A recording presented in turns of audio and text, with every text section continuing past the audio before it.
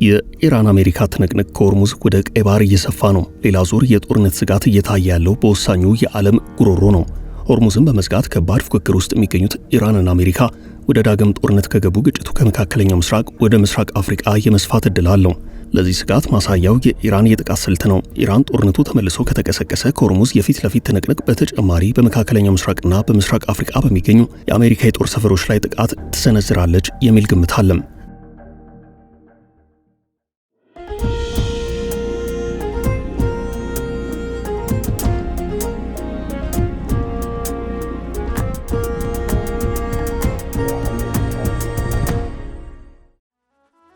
ትራምፕ ኢራን ላይ የጀመሩትን ጦርነት እንዲያቆሙ ከውስጥም ከውጭም ግፊት አለባቸው። ሆኖም ግፊቱን ወደ ጎን ብለው በራሳቸው መንገድ እየተጓዙ ነው።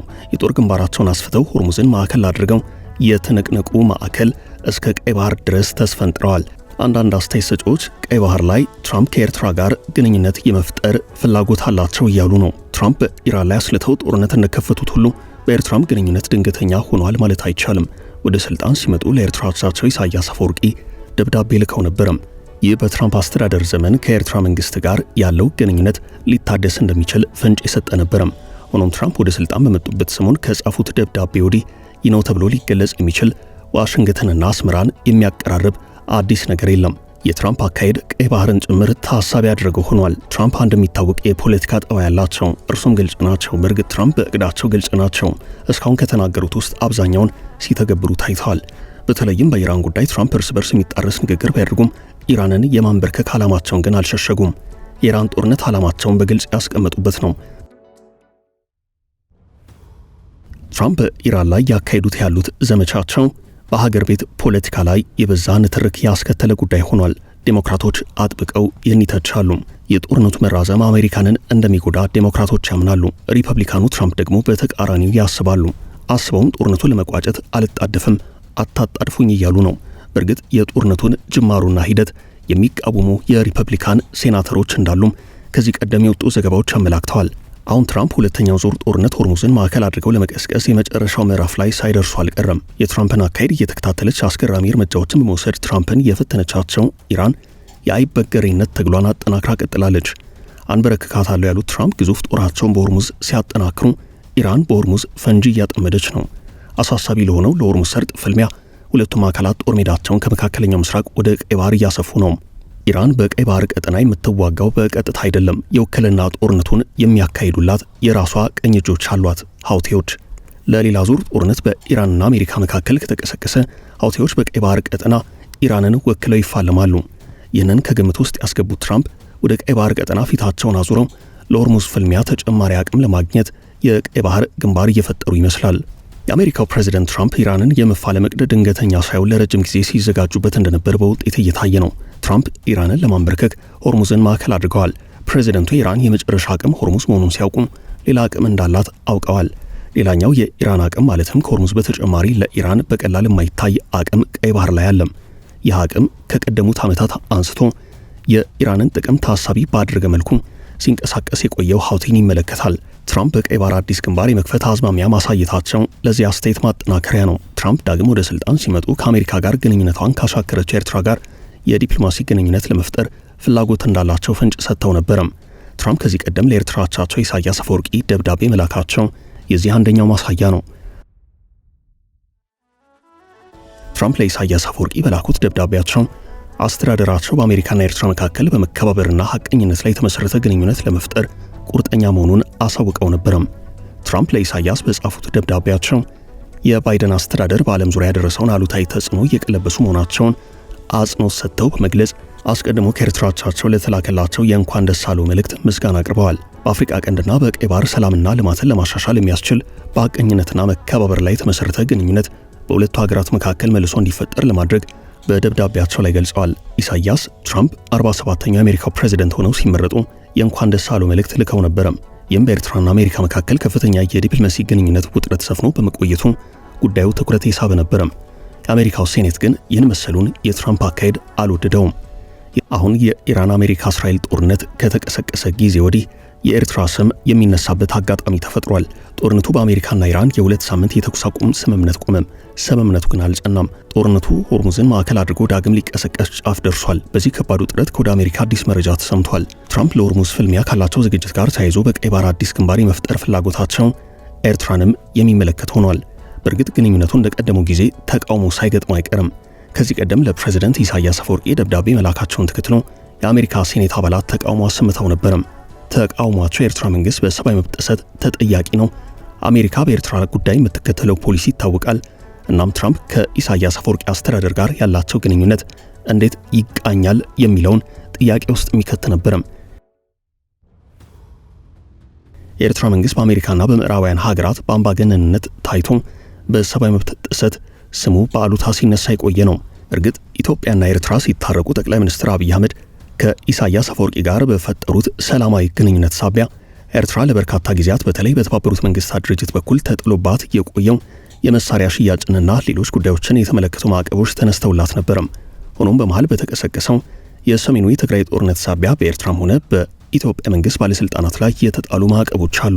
ከፕሪቶሪያው ስምምነት በኋላ የኢትዮጵያ መንግስት ከአሜሪካ አስተዳደር ጋር ያለውን ግንኙነት መልሶ የማሻሻልና የማቃናት ስራዎችን ሰርቷል። የኤርትራ መንግስት ከአሜሪካ ጋር ያለው ግንኙነት በተለይ በዘመነ ጆ ባይደን ከቀደሙት ዓመታትም በእጅጉ የተበላሸ ስለመሆኑ ይነገራል። ትራምፕ ወደ ስልጣን ሲመጡ አንደኛው ሊስተካከል ይችላል በሚል ፍንጭ የሰጠውን ጉዳይ የትራምፕ አስተዳደር በኤርትራ ጉዳይ ላይ ሊከተል የሚችለው ፖሊሲ ነው።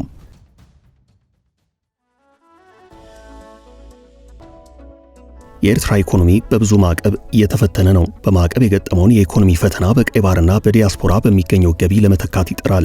ከአሜሪካ ጋር ግንኙነቱን ሲያሻሽል ደግሞ ማዕቀቦች ይላላሉ።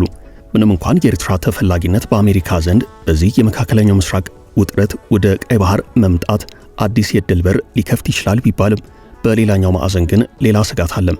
ኤርትራን ስጋት ላይ የሚጥል ቀዳሚ ኃይል የሀውቲ ታጣቂ ነው። ሀውቲዎች በቀይ ባህር መግቢያና በቀይ ባህር ዳርቻ አብዛኛውን የየመንን ክፍል በማስተዳደር የሚገኙ በዋነኝነት በኢራን የሚደገፉ የኢራን የክፉ ቀን ወዳጆች ናቸው። ኢራን ከአሜሪካ ጋር ባደረገቻቸው የድርድር ሙከራዎች እነዚህ ኃይላት የቅድመ ሁናቴ አካል አድርጋ አቅርባለች። ይህ የግንኙነቱን ጥልቀት የሚያሳይ ነው። በቀጠናው ኢራን ከእስራኤልና ከአሜሪካ ጋር በገባችበት ከባድ ጦርነት ሀውቲዎች የግጭቱ ሁለተኛ ምዕራፍ አድርጋ እንዲሳተፉ እንዳስገባቻቸው ከእንቅስቃሴያቸው መረዳት ይቻላል። የመካከለኛው ምስራቅ ጉዳይ ተንታኝ ኤርትራዊው ማህሙድ አቡበከርን ጠቅሶ ቢቢሲ ከዚህ ቀደም ባወጣው ዘገባ ሀውቲዎች ባበል መንደብን የሚዘጉ ከሆነ የኤርትራ ምጣኔ ሀብት ክፉኛ ይጎዳል። 15 ከመቶ የዓለም የንግድ መርከብ የሚንቀሳቀስበት ባበል መንደብ ምጣኔ ሀብቷን ከወደቦቿ በማግኘት ለምትደጉመው ኤርትራ ከባድ ፈተና ይዞ ይመጣል ተብሏል። የኤርትራ ምጣኔ ሀብት ጠንካራ ባይሆንም ከወደብ በኩል በሚገኘው ገቢ ላይ የሚፈጠረው ውጥረት ተጽዕኖ ያሳርፋል። በወደብና በዲያስፖራ በኩል ያለው የኤርትራ ኢኮኖሚ ፈተና ይገጥመዋል። ከሩሲያና ከቻይና ጋር የምታደርገው የንግድ ልውውጥ በአሰብና በምጽዋ ወደቦች ላይ የተመሰረተ ነው። የኤርትራ መንግስት ወትሮም ቢሆን በስጋት የሚኖር ከመሆኑ አንጻር ማንኛውም ኃይል በዚህ በኩል መጥቶ ውጊያ መክፈት የለበትም የሚል አቋም ያራምዳል። ኢራን በባህረ ሰላጤው ሀገራት የሚገኙ የአሜሪካ የጦር ኃይል ሰፈሮችን፣ የሀገራቱን መሰረተ ልማቶች አጥቅታለች። ከዚህ ባሻገር የዓለም 20 በመቶ ነዳጅና የተፈጥሮ ጋዝ የሚተላለፍበትን የሆርሙዝ ወሽመጥን በመዝጋት የነዳጅ ዋጋ መናር እንዲከሰት በማድረጓ የወቅቱ አነጋጋሪ ጉዳይ ሆኗል። ስለዚህ ቀጠናዊ ስጋት ከተወራ አልቀረ ግን ከኤርትራ በላይ ሌላ ከባድ አደጋ ከፊቷ የተጋረጠው ጅቡቲ ናት። ጅቡቲ የአሜሪካ የጦር ሰፈር ይገኝባታል። ከዚህ ባለፈም የዶራሌ ወደብ በጣም ብዙ የበረከቱ ሸቀጦችን የሚያራግፍና ወደ ተለያዩ የመካከለኛው ምስራቅ ሀገራት የሚያንቀሳቅስ ሁነኛ መተላለፊያ ነው። በባብል መንደብ በቀይ ባህር ቀጠና የሚፈጠረው ስጋት የጅቡቲን ኢኮኖሚ ክፉኛ ያናጋል። ይህ ደግሞ በቀጥታም ሆነ በተዘዋዋሪ የኢትዮጵያን ኢኮኖሚ ይነካል። ኢራን ከሆርሙዝ ወሽመጥ በመቀጠል በቀይ ባህር ዙሪያ በወኪል አካላት ማለትም እንደ የመኑ ሀውቲን በመሳሰሉት አማካይነት ጥቃት ለመሰንዘር የምትንቀሳቀስ ከሆነ ይህ የጦርነቱ ሁለተኛው ምዕራፍ ተደርጎ ሊወሰድ የሚችል ነው። በርካታ የፖለቲካ ሊቃን የተገደሉባት ኢራን የሚፈጸምባት ጥቃት እየበረታ ሲመጣ ጥቃቱን ወደ ተለያዩ የባህረ ሰላጤው ሀገራት ለማስፋት አማራጭ ተጽዕኖ ማሳደሪያ መንገዶችን ትጠቀማለች። የዓለም የነዳጅ ዘይት ቀውስ ኢኮኖሚያዊ ስጋት ውስጥ የጣላቸው የአፍሪካ ቀንድ ሀገራት በተለይ ጉዳዩን አሳሳቢ የሚያደርገው የመን ሀውቲ አማጽያን በዚህ ጦርነት ውስጥ በቀጥታ መሳተፋቸው ነው። የሀውቲዎች በጦርነቱ መሳተፍ የአፍሪካ ቀንድ ሀገራትን ክፉኛ ይፈትናል። የቀንዱ ሀገራት በርካታ ኢኮኖሚ ዘርፎቻቸው የሚደገፉት በቀይ ባህር በኩል በሚመጣ የነዳጅ ዘይትና ሌሎችም የምርት አቅርቦቶች ነው። ከዚህ ቀደም በተለያዩ አጋጣሚዎች ኤርትራ ሀውቲዎችን ትደግፋለች የሚል ክስ ሲቀርብባት ቢቆይም አሁን ጉዳቱ ለእርሷ ጭምር ይሆናል። የኤርትራ ስጋት በቀጥታ ሀውቲዎች ባይሆኑም ሀውቲዎች በቀይ ባህር ላይ ሌሎች የቀጠናው ወደቦች ላይ እርምጃ የሚወስዱ ከሆነ አሜሪካና እስራኤል በቀጥታ ወደ ጦርነቱ ስለሚገቡ በቀዳሚነት ኤርትራን የሚያሰጋ ነው። የመካከለኛው ምስራቅ ቀውስ ወደ ቀይ ባህር የሚሰፋ ከሆነ አሜሪካና አጋሮቿ በቀጠናው የሚገኙ ደሴቶችን ለወታደራዊ ግልጋሎት የመጠቀም ዕድላቸው ሰፊ ነው ተብሏል። ኤርትራ እነዚህን ደሴቶች አሜሪካና አጋሮቿ እንዲጠቀሙ የማትፈቅድ ከሆነ በጸጥታ ብቻ ሳይሆን በጂኦፖለቲካም በኩል የሚፈጠርባት ጫና አለም። ኢራን በቀይ ባህር ቀጠና የምትፈጥረው ስጋት ደግሞ ከዚህ ቀደም ከነበሩት ጦርነቶችና ቀጠናዊ ውጥረቶች ጋር ተዳምሮ የለየለት ከባድ ቀውስ ሊፈጥር የሚችል ነው። በሰሜናዊት ሱዳን እየተካሄደ ያለ የሁለት ጄኔራሎች ጦርነት አለም። እታች በሶማሊያ የአልሸባብ እንቅስቃሴ በየጊዜው እየበረታ ነው። በሶማሌላንድ የእስራኤልን ተስቦ መምጣት ተከትሎ ኢራንን ጨምሮ እንደ ቱርክ ያሉ ሀገራት የእስራኤልን ወደ ሶማሌላንድ ተስቦ የመምጣት ጉዳይ በከፍተኛ ትኩረት እየተከታተሉት ያለው ስለመሆኑ ይታወቃል። ይህ የመካከለኛው ምስራቅ ትኩሳት ወደዚህ ወደ ቀይ ባህር ተስቦ የሚመጣ ከሆነ እነዚህን የቀጠናውን አካላት ጭምር የማሳተፍ ዕድሉ ሰፊ ነው። እናም ጦርነቱ ወደዚህ ወደ ቀይ ባህር ቀጠና ጭምር የሚሰፋ ከሆነ አሁን በሆርሙዝ ወሽመጥ ላይ እንደሚታየው ጉዳዩ የኢራን የአሜሪካና የእስራኤል ብቻ መሆኑ ያበቃና ኢራን በወኪል አካላት በኩል የምታደርገውን ፍልሚያ በሌላኛው ማዕዘን ደግሞ አሜሪካ፣ እስራኤል እንዲሁም ሌሎች ሀያላን መንግስታት በቀይ ባህር ቀጠናም ጥቅማቸውን ለማስጠበቅ በየጊዜው የሚሰሩትን እንደ ሳዑዲ አረቢያና ግብጽ የመሳሰሉትን የሶማሊያ መንግስት ቀኝ እጅ ሆና በብዙ ያስተዳደረች የምትገኘውም ቱርክም ጭምር በዚህ ፍጥጫ ውስጥ በቀጥታም ይሁን በተዘዋዋሪ የመሳተፍ ዕድላቸው አይቀሬ ነው።